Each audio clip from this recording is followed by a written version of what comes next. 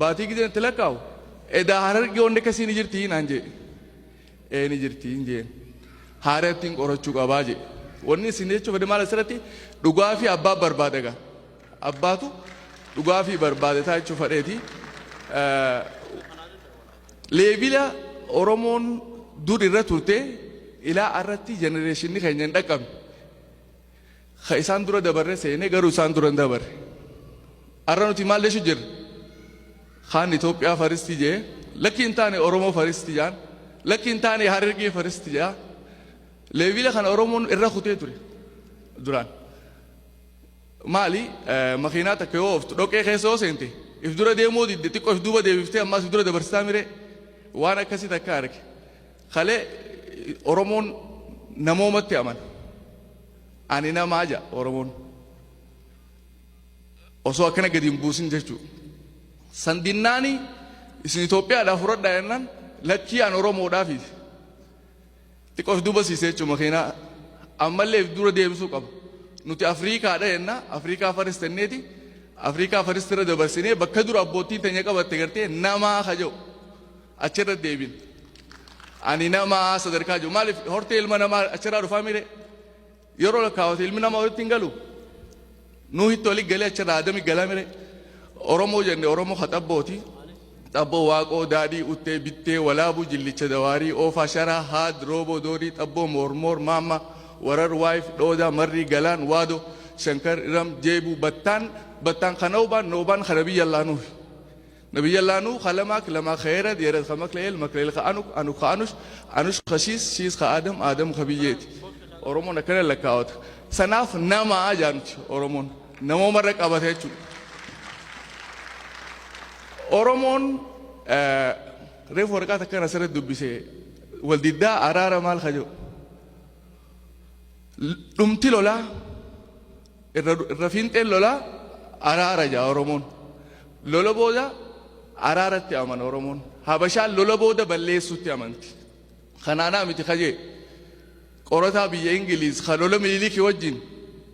lola gama bahaa kanarra raawwatame hundarratti hirmaate Minilikii wajjin Donald Smith jaanii isaatu jee Oromoon lola booda araaratti amanti Minilik lola booda balleessutti amanaa hawaasa san yoo moo'ee ni balleessa jenereeshina san Oromoon immoo namni even wanni sin beeytan amma yoo namni lama wal lolee